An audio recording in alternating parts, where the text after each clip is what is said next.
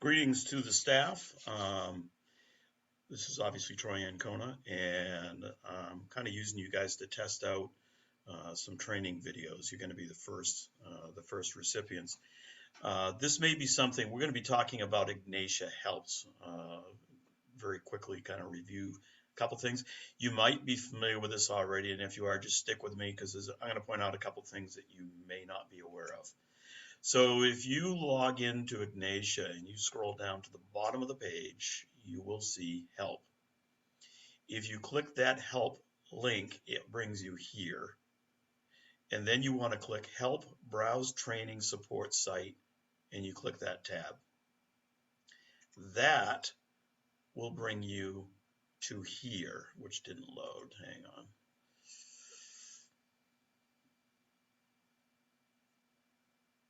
That'll bring you to this site right here, and you want to click Ignitia Resources.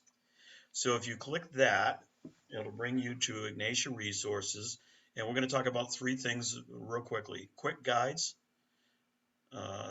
full guides, user guides. So quick guides, user guides, and tutorials. And then there's some parent helps I'm going to touch base on real quick. So there's those four things in this section. First of all, the quick start guides. These are the brief summaries, very simply. There's only 5 of them. You may want to look at the teacher quick start guide. It may not hurt for you to review the student and the parent guides, because if they ask you questions, you can download these and send it to them. They have access to these as well, but they may or may not, realize that or take advantage of it. So you could send them the guide, talk them through whatever their issue is.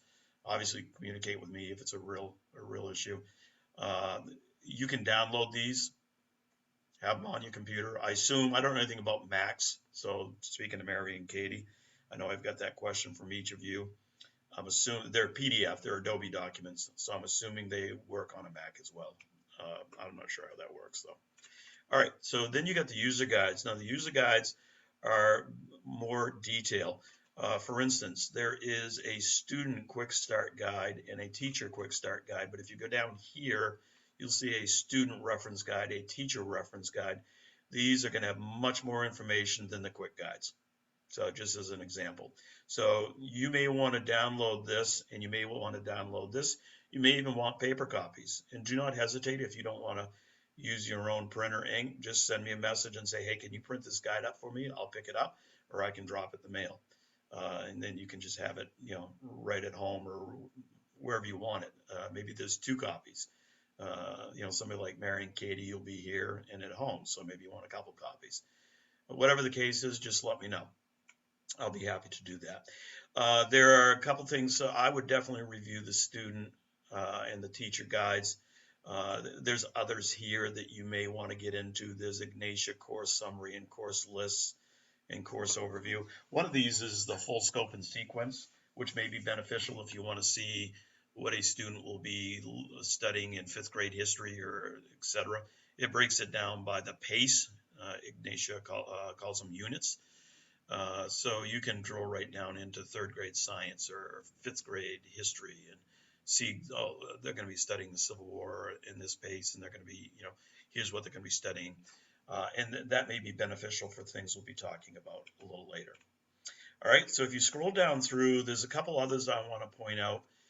There's the CRX and the Flex. I would definitely read these. This is like pace gapping. So the student that is in 5th grade, but they test in 3rd grade in math or science or English, and you want to back them up, but you know that they know some stuff in between, so you can skip paces. Well, this kind of does it for you to some degree. Let's say you choose to back the child up, but you suspect that they actually know some of the items. You can turn on this CRX and the Flex skip, and they can do a placement test. This will talk you through it. And this is really neat. So they can, if they pass, they don't have to do the pace or the unit. If they don't pass, they don't have to do the things they know, even down in the pace level or the unit level. So let's say there's certain sections of the unit on volcanoes that they know very well. and they don't need to spend the time because they scored very high on that, but they didn't score high on the other 2/3 of the page, so they failed it, or the other 2/3 of the unit. So you can use this. So I would highly recommend reading these. There's also a custom course guide where you can modify courses.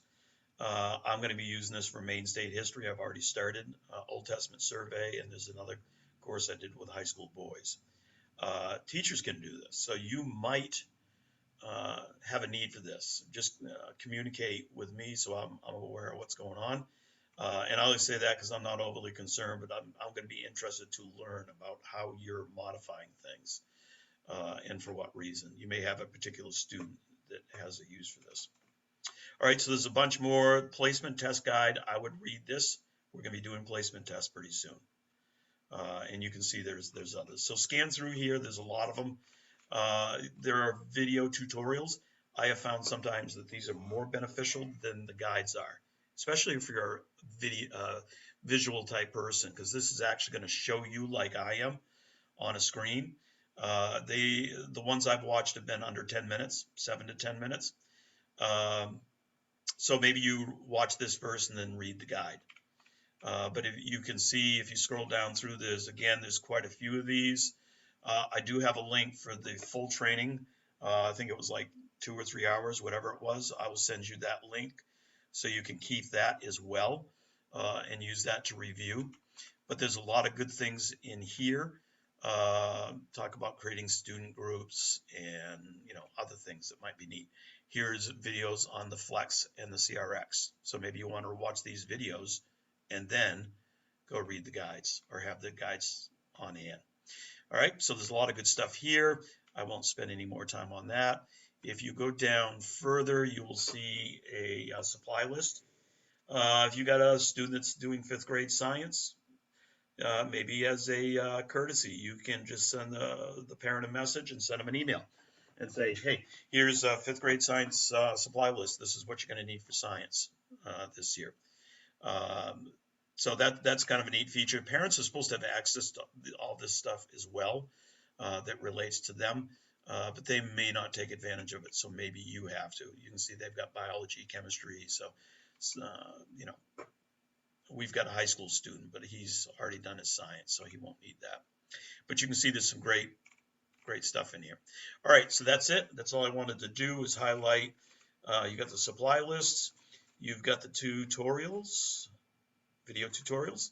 You have the user guides, which are very extensive, and the start guides. So I hope you found this beneficial.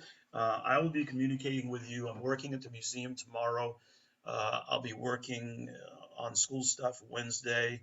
So sometimes by Wednesday or sometimes during the day Wednesday, you're going to get a message from me, and I will divvy up the people on placement tests, and I've got some last minute information from Adam Rondeau on how he's streamlined the placement test a little bit, because a couple of you have mentioned that they are kind of big.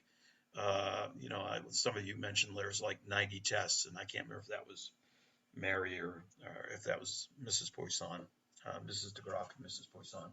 So I'm going to follow up with further information on that. We have 12 students in Ignitia, so I'm actually excited about that. 7 parent-led, which we are minimally involved with. We do have to monitor them. And then we have 5 teacher assist. I've talked with Adam Rondeau, and he is averaging 7 to 15 minutes a day on teacher assist students. Parent-led, I assume is on the lower end. Because we're not involved in the grading. So that kind of gives you an idea. We've only got 5 teacher assists, so 5 times 15 minutes. That's how much a day. All right, so if you have any questions, do not hesitate to follow up. I will be shooting something out sometimes by Wednesday on placement testing, and then we can start reaching out to parents and setting all that up. The other thing I'll have to do is set up parent accounts, which won't take me long. Thank you again.